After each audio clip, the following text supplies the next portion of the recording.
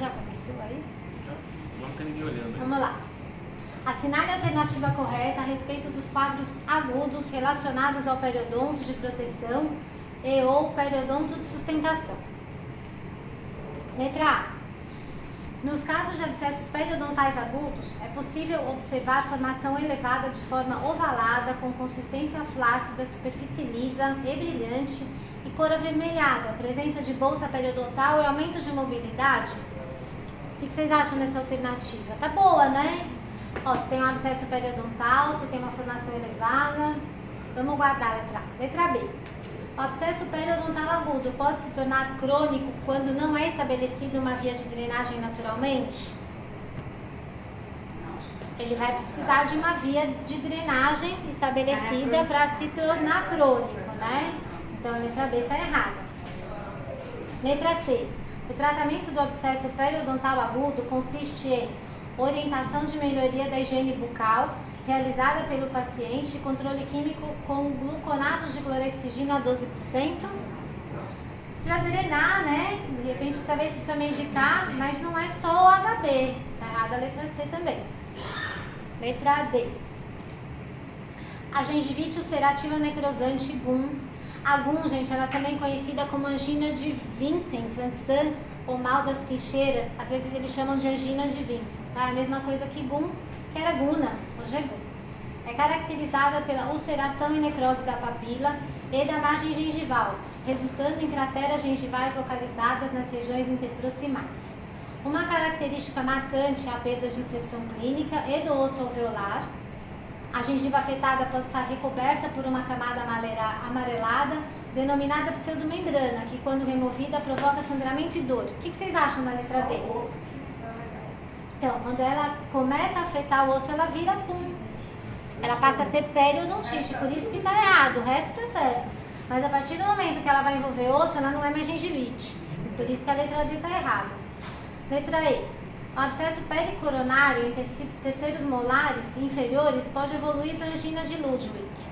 A fim de que se evite a evolução para essa condição, o tratamento indicado para o abscesso pericoronário é a abertura com retalho reposicionado coronalmente e raspagem da região? Não, gente, não é, né? Tá errado. O que acerta é a letra A mesmo. Mas vamos falar aqui um pouco das doenças periodontais, ó. Periodontite crônica é o nosso dia a dia, tá? Ela pode ser localizada ou generalizada, é a famosa periodontite do adulto. Periodontite agressiva, que antigamente ela é chamada de juvenil, ela também pode ser localizada ou generalizada. Depois eu vou falar mais especificamente de cada uma. A gente também tem a periodontite associada a manifestações de doenças sistêmicas, tá? Como, por exemplo, a leucemia.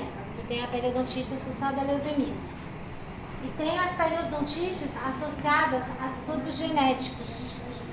Neutropenia familiar cíclica, síndrome de Down, síndrome de deficiência da adesão de leucócitos.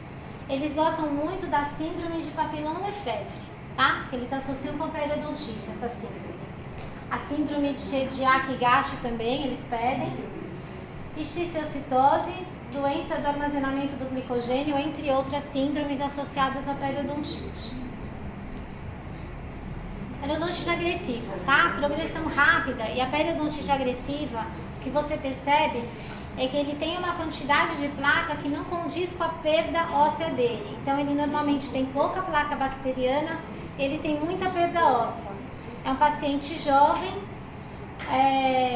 e está associada ou uma resposta ineficiente ou uma resposta muito agressiva do paciente. De qualquer forma, ele tem esse problema genético. E daí você vai ter, na periodontite agressiva, uma associação familiar. Quando vem esse paciente, você pergunta, o seu irmão, a sua mãe tem essa doença? Normalmente eles também têm, tá? Ela também pode ser localizada ou generalizada. Ela pega principalmente incisivos e molares de pacientes jovens. Pode passar. No caso, ó, de periodontite agressiva generalizada, a perennial-geografia não aparece tanto. Aqui tá melhor, ó. Vocês veem que tem uma perda óssea grande e é um paciente jovem, tá? Pode passar. Aí a gente tem as doenças necrosantes, tá? As doenças periodontais necrosantes, tanto a gengivite quanto a periodontite. E os abscessos periodontais, gengival, o periodontal e o pericoronário. Aqui as periodontites associadas a fatores genéticos, tá? A síndrome de Papillon-Lefebvre é uma rápida destruição periodontal. A de Chidiac-Higashi pega desde gengivite até periodontite severa. A síndrome da deficiência de adesão leucostária, essa eu nunca vi pergunta, mas ela também tem uma periodontite severa e a síndrome de Down, né? O paciente com síndrome de Down tem bastante problema periodontal. Aqui um caso de síndrome de Down, periodontite.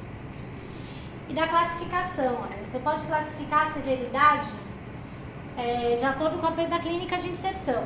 Leve, perda de 1 a 2 milímetros, moderada de 3 a 4 e severa igual ou maior do que 5. E localizada até 30% dos sítios, generalizada mais 30% dos sítios acometidos pela doença periodontal. Falar um pouquinho dos abscessos. Você tem abscesso gengival, tá? Esse abscesso vai envolver só a gengiva. O abscesso periodontal, você já tem bolsa, você tem perda óssea, tá? E ele envolve os tecidos adjacentes à bolsa periodontal, podendo levar à destruição do osso e do ligamento. E o pericoronário, tá? Normalmente associado aos terceiros molares, parcialmente erupcionados. Ele é mais comum dos inferiores. Ali o pericoronário, aqui um caso de abscesso periodontal. Ali um caso de periodontal agudo, que você vê, olha, que tem perda. Como é que a gente faz para saber se ele é periodontal ou endodôntico?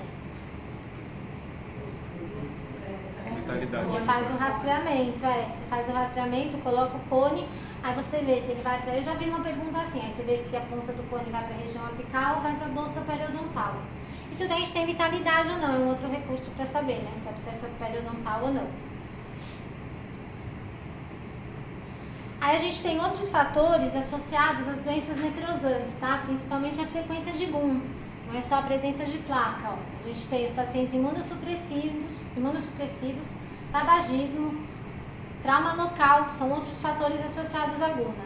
Deficiência nutricional, baixa higiene bucal, paciente estressado, né, que dorme pouco, ou com doenças recentes. E as características, eu coloquei isso a mais porque eles pedem muita GUM ainda, tá? Eles pedem muito. A gente tem dor intensa, hemorragia espontânea, acúmulo de tecido, mas o sinal patognomônico da guna é papila interdental necrosada ou invertida e pseudomembrana acinzentada e amarelada. Para ele falar em guna, ele tem que falar da inversão das papilas, tá? Sinal patognomônico é aquele sinal característico daquela doença. O Daniel vai falar, Tati. Então ele tem que falar disso. Inflamadas, edematosas, hemorrágicas, rombas, áreas deprimidas de necrose, são cobertas por pseudomembrana cinzenta. Características da GUM. Pode passar. Ali, ó, um quadro de GUM. E aqui já um caso de periodontite necrosante. Tá vendo ali, gente, que não necrosou as papilas? Ali do lado direito. Tratamento da GUM. OHB. Você vai fazer um debridamento mecânico ali na primeira sessão, às vezes está doendo muito, mas você começa. Usa peróxido de hidrogênio ou a solução de clorexidina. Às vezes o paciente não pode comprar Periogate. Então, você vai usar o peróxido de hidrogênio, água oxigenada, uma proporção ali com água. E antibiótico terapia, normalmente o metronidazol associado à amoxicilina. Essa associação que eles mais preconizam no caso de GUM. Ou só o metronidazol também. Olha aqui, esse quadrinho é bem legal. Tem vários autores e vários protocolos de tratamento para GUM. Então, o que vocês vão ver na maioria dos casos? O bochecho com clorexidina, tá? Ou peróxido de hidrogênio, alguns aqui com inodopovidona, mas o mais comum, ó, clorexidina 0,12 e o peróxido de hidrogênio.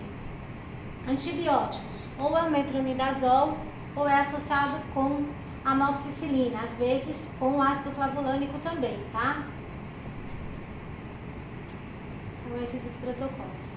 E aqui a resposta era A mesmo. Nos casos de abscessos periodontais agudos, é possível observar formação elevada de forma ovalada, com consistência flácida, superfície lisa e brilhante, cor avermelhada, bolsa e mobilidade.